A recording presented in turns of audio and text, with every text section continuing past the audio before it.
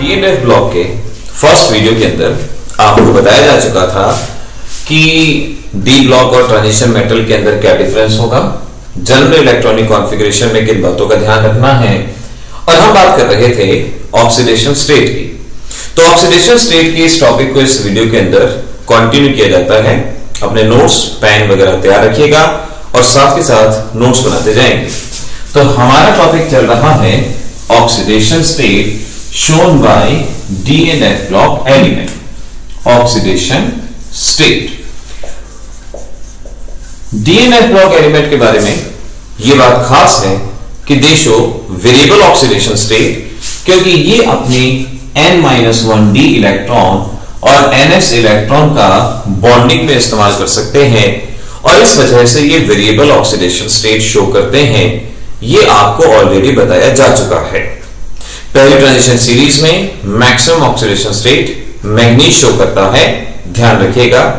और सोचिए जरा जल्दी से कि वो कौन सा ट्रांजिशन एलिमेंट है जो सिर्फ +1 ऑक्सीडेशन स्टेट शो करता है, +2 ऑक्सीडेशन स्टेट शो करता है और +3 ऑक्सीडेशन स्टेट शो करता है। जल्दी से इसका जवाब सोचिए, अगर नहीं याद तो हमारे प्रीवियस वीडियो को जरूर देखिएगा। नाउ अब आगे बढ़ते हैं। देखिए, कई ट्रांजिशन एलिमेंट कई तरह की ऑक्सीडेशन स्टेट शो करते हैं। जैसे मैं कहता हूं Mn+2, Mn+7 एक लोअर ऑक्सीडेशन स्टेट है और एक हायर ऑक्सीडेशन स्टेट है।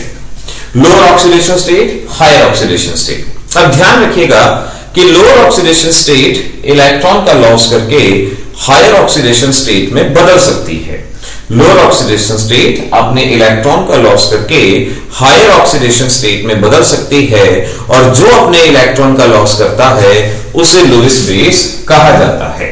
तो यहां से इस पॉइंट को आप लिख लेंगे कि ट्रांजिशन एलिमेंट अपनी लोअर ऑक्सीडेशन स्टेट के अंदर लुईस बेस की तरह बिहेव करते हैं, क्योंकि ये इलेक्ट्रॉन लूज करने की टेंडेंसी रखते हैं। नाउ हमारे पास +2 और +7 दो स्टेट हैं और आपसे पूछें बताओ इनमें से कौन इलेक्ट्रॉन को जल्दी से गेन करेगा। सो यू कैन अंडरस्टैंड कि इलेक्ट्रॉन पे नेगेटिव चार्ज, इन पे positive charge. More is the positive charge, higher is the tendency to gain the electron. So we can say इसकी टेंडेंसी इलेक्ट्रॉन गेन करने की है, ये बहुत जल्दी इलेक्ट्रॉन गेन करेगा और ऐसे सब्सटेंस को हम लुईस एसिड के नाम से पहचानते हैं। तो दो बातें बिल्कुल क्लियर कर लीजिएगा कि ट्रांजिशन एलिमेंट अपनी लोअर ऑक्सीडेशन स्टेट के अंदर बेसिक की तरह बिहेव करते हैं और अपनी हायर ऑक्सीडेशन स्टेट के अंदर एसिडिक की तरह बिहेव करते हैं। एग्जाम्स में आपसे क्वेश्चन पूछा जाता है कि मैग्नीज ऑक्साइड बेसिक है और MnO2 एसिडिक है। ये बेसिक है, ये एसिडिक है, ऐसा आखिर क्यों है? जवाब इसी तरह से देना होगा, क्योंकि यहां है Mn+2, यहां है Mn+4। Lower oxidation state basic होगी और हायर ऑक्सीडेशन स्टेट एसिडिक होगी, ये ध्यान रखिएगा। एक और खास बात ध्यान रखिएगा कि हायर ऑक्सीडेशन स्टेट बनाने के लिए ज्यादा इलेक्ट्रॉन निकालने पड़ते हैं। हायर ऑक्सीडेशन स्टेट बनाने के लिए ज्यादा इलेक्ट्रॉन निकालने पड़ते हैं और ज्यादा इलेक्ट्रॉन वही निकाल सकता है जो हाईली इलेक्ट्रोनेगेटिव एलिमेंट होता है। सो नाउ वी कैन से कि ट्रांजिशन एलिमेंट अपने हायर ऑक्सीडेशन स्टेट सिर्फ और सिर्फ ऑक्सीजन और फ्लोरीन के साथ शो करते हैं, क्योंकि ऑक्सीजन और फ्लोरीन यही इलेक्ट्रोनेगेटिव एलिमेंट हैं जो यहां से इलेक्ट्रॉन को बाहर निकाल सकते हैं। तो ऑक्सीडेशन स्टेट के बारे में जो जो बातें बताई गई हैं सभी एक साथ एक ही जगह नोट कीजिएगा। देखिए, इन सीरीज के अंदर हम आपको जो नोट्स बनवा रहे हैं वो कॉम्पिटिटिव और बोर्ड दोनों एग्जामिनेशन के लिए रहेंगे।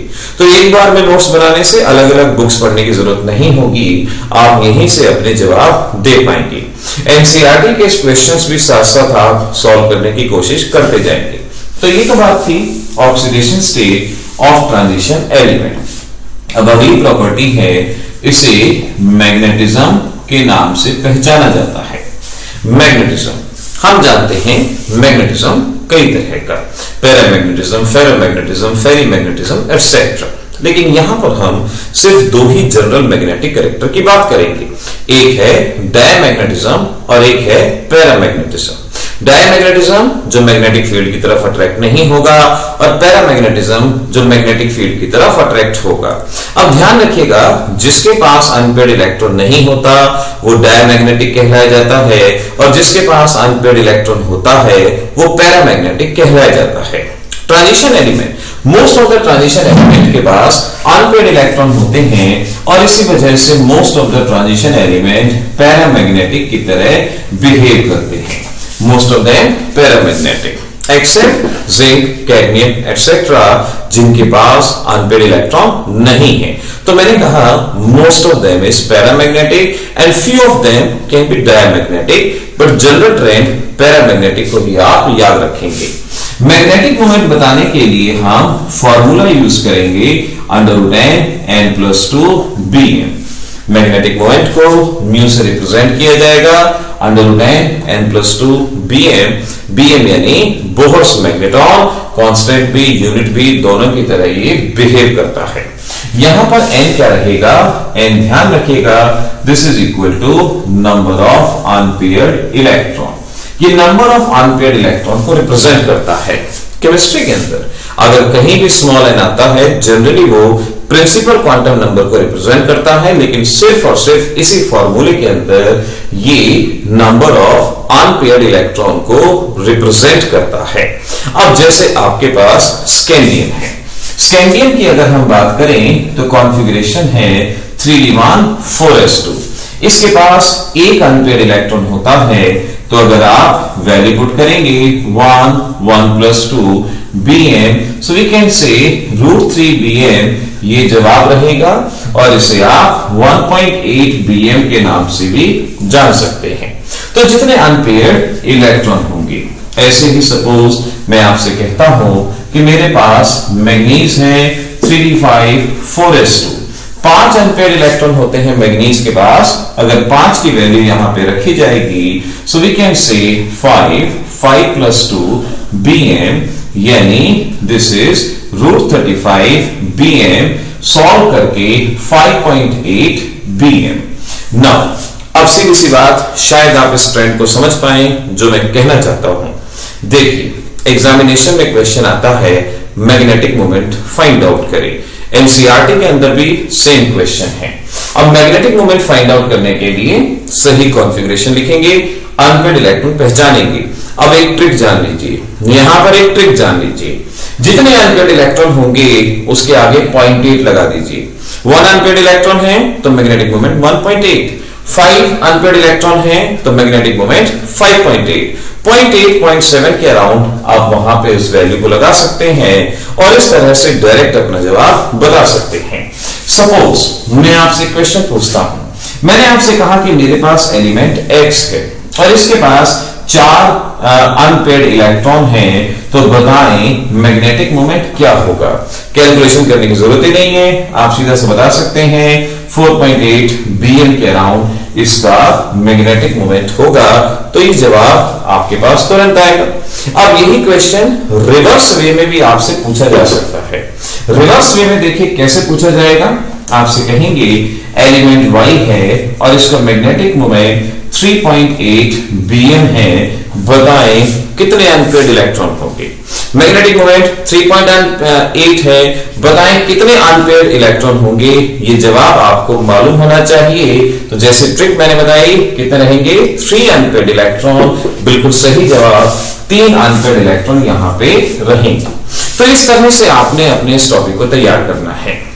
ये पैरामैग्नेटिक है। क्या कारण है इस बात का? अनपेयर्ड इलेक्ट्रॉन्स का होना। अब अनपेयर्ड इलेक्ट्रॉन से मैग्नेटिक मोमेंट निकालना ट्रिक हो गई। सीधा सा अनपेयर्ड इलेक्ट्रॉन देखिए 0.8 लगा दिया, वो इसका मैग्नेटिक मोमेंट बड़ी आसानी से आ जाएगा। अब आपने यहां पर एक क्वेश्चन तैयार कर लेना है कि आपको बताना है फेरोमैग्नेटिक ट्रांजिशन एलिमेंट कौन कौन से होंगे। फेरोमैग्नेटिक ट्रांजिशन एलिमेंट कौन कौन से होंगे, ये आपने क्वेश्चन तैयार करना है। और लास्ट में एक सिंपल सी बात आपको बता दो, मेटेलिक कैरेक्टर या मेटेलिक नेचर। मेटेलिक नेचर या मेटेलिक कैरेक्टर से हमारा मतलब होता है tendency to lose the electron, tendency to lose the electron. अब क्योंकि ये मेटल है तो मेटल की टेंडेंसी इलेक्ट्रॉन लूज करने की होती है और इस वजह से ये मेटेलिक होते हैं। तो transition metals are metallic because they possess tendency to lose the electron.